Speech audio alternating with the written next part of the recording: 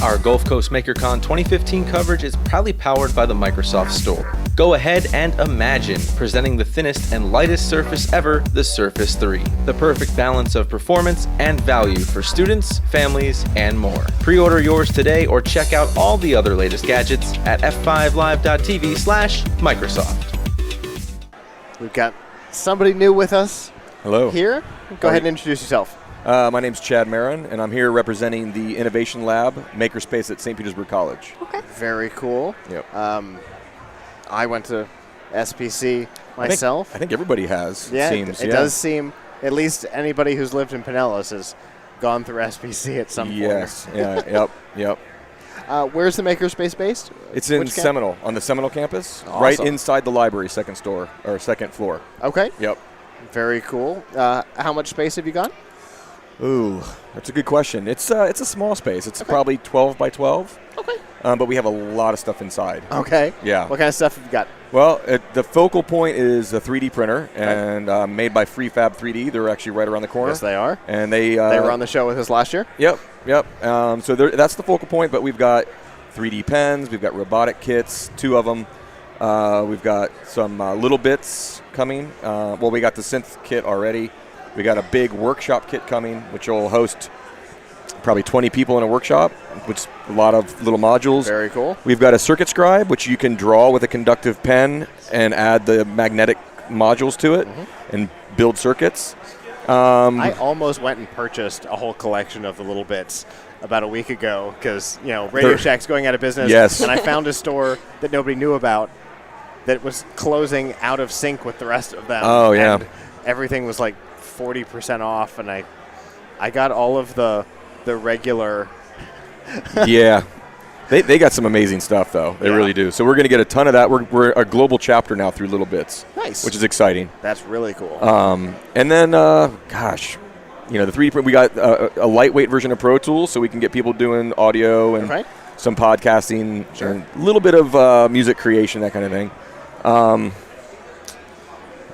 Pro Tools is definitely one of the industry standards. Good ways to go. Mm-hmm. Depending on what you're doing, Pro Tools or Audition are the 2 ways to go. Right. Yeah. We use Audition ourselves, but we use Pro Tools when we're on the road. So. Yeah. Well, we have a little podcasting station too, and so what's nice about being on the St. Pete College campus is we get faculty members coming in, students, staff, and public. And lately we've had this group of English composition students who are reading some of their favorite novels, and then another group of students, the English as a second language students, come in and actually listen to that podcast. So they're doing that in the lab now too. What an interesting concept. Yeah. Is that something that's published, or is it? It's locked. Local? It's kind of locked in our course management system right now. It would be great if they actually open it up, and I'm going to actually recommend that. That'd be awesome. It's a good idea. Yeah. Yeah. Because that would be a fascinating. Yeah, that would be a fascinating thing. Yeah. I was thinking it depends on what they're reading, whether or not you have to deal with copyright issues. Yeah, I think since it's in a library and all that, we have performance rights to it, I guess, and it's. As long as you're not charging for it. Yeah, and they're also talking about why it's there, so it's almost like a sort of commentary. Wow. So according to fair use, I think you're allowed to do that. That's really cool. Yeah. That would be interesting to listen to just in general. Yeah. But it's good for the English as a second language students because they're hearing actual native speakers that aren't like trained actors. Yeah, and it's a great educational opportunity. It is. Yep. Very cool. One thing that we're doing that I'm really proud of is starting July 10th, we're doing a maker boot camp for kids 10 to 16. That might be flexible depending on how mature the kid is, But so the first week, it's going to be every Friday for 5 or 6 weeks. Okay. The first Friday is July 10th, and that's going to be Introduction to Video Game Design. We have an actual faculty member at SPC that's going to teach the class. I'll co-teach it, but we'll have an actual video designer teaching it. The second week is drones, an introduction to drones and how they fly and how they work and everything. Then we're doing 3D design and 3D printing the next Friday, and then one on robotics, and then we're doing one on circuitry with, like Arduinos and Raspberry Pis and the little bits and the circuit scribe, that kind of stuff. That sounds really interesting. Yeah, and it's free. How often do you have those type of classes? It depends. Like sometimes a workshop will just kind of fall in our lap. Like somebody will come in the lab and say, hey, look what I built with a Raspberry Pi. I'm like, that's cool. Why don't you teach a class? Yeah. And a lot of times they're students and they're nervous, and this gives them a chance to kind of blossom and share something that they're really good at doing already.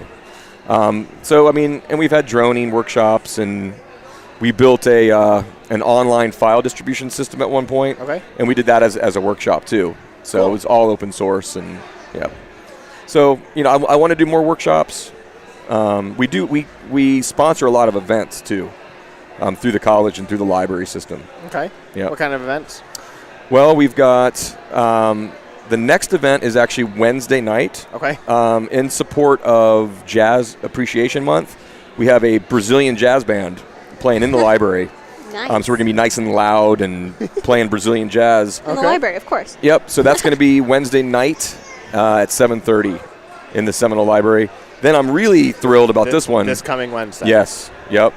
And then Friday night. Add that to my calendar. Yeah. Well, we've You're got about 6 minutes from me, so. Oh, great. Well, then Friday night, there's a documentary film that was just released called The Wrecking Crew. Okay. And it's about this group of musicians in the 60s, 70s, and 80s who were basically responsible for all the hits in music. Mm-hmm. They were not credited back then, though. And so there's this documentary on these musicians. So we got the filmmaker actually coming into town. Nice. It's going to be screened at MovieCo on Friday the 24th at 6 o'clock.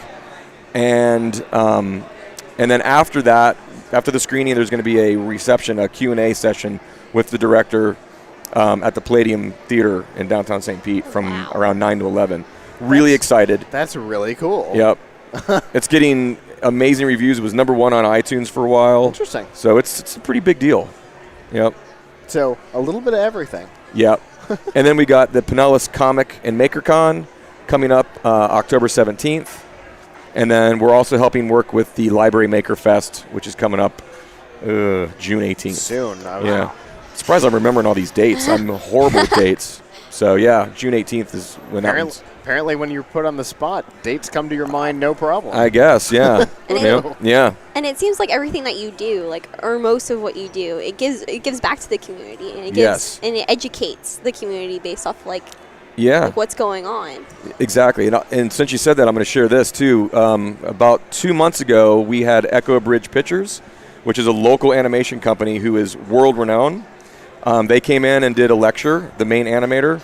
Look them up when you get a chance. They're on Comedy Central, and they're legit. Okay. They're legitimate.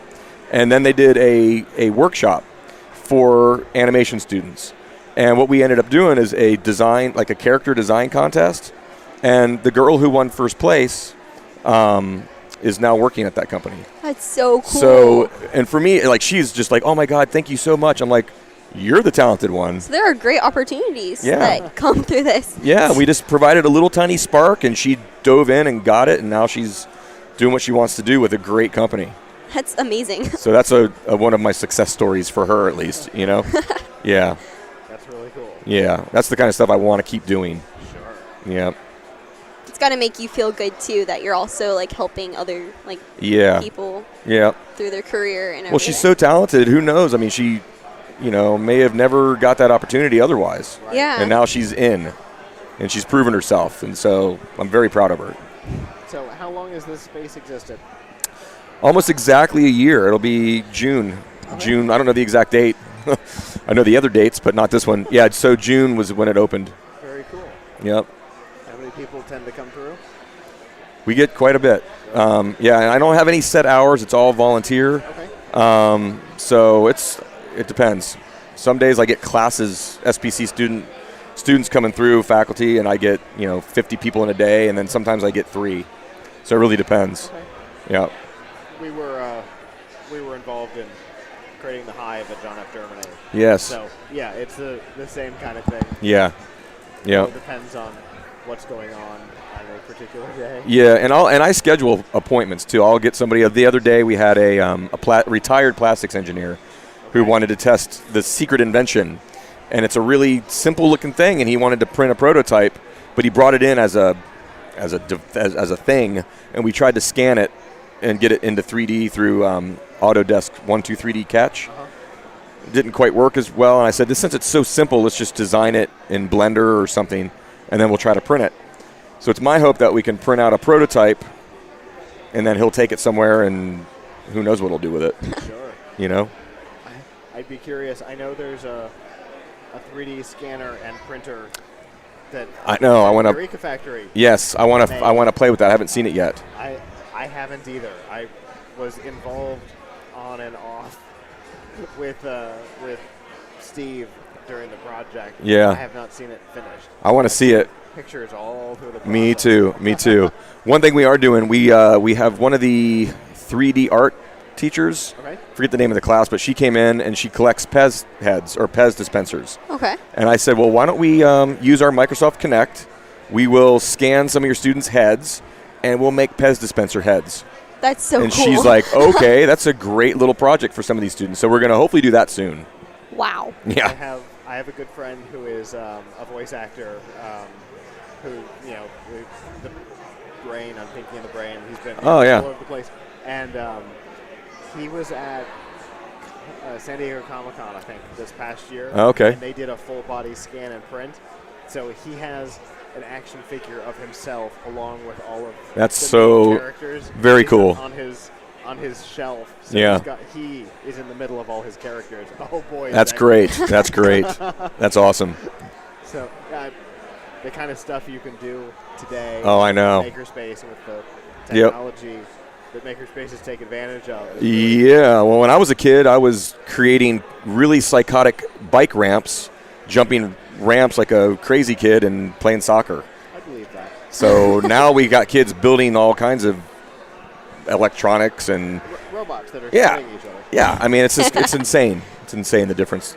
It sure is. Yeah. Well, I appreciate you coming and talking to us today. Thank you. Thanks for having me. Appreciate it. Have a good rest of the show. You too. Thanks. So, I love that libraries are transitioning. Yes. We've talked about it before because, like we said, we were involved in the Hive. We spend a lot of time there today. And he mentioned that they're playing music in the library, right? And for those of us who grew up being told, shh, in the library, right? I know that's how I grew up. I imagine Michelle grew up in that same time. You may have even grown up in that time. Yeah. Today, when we were being given a tour around the John F. Jeremy Library when we were first starting the project, we were told, because the guy's giving us a tour and he's talking like a normal person inside, and we're like, aren't you talking too loud in the library? He goes, no, that's not how libraries are anymore. Actually, the rooms that used to be for loud things, the typewriters and things, we've turned into, if you need quiet, go hide in the typing rooms, because the library is a place where things happen. Yes. Wow, that's a huge change, and I love that change. The fact that there's drills and power saws and stuff in libraries now, so that people can, libraries are a place for education. Today's education is in technology and working with your hands, so there's a lot of that in libraries now. It's really cool. It really is.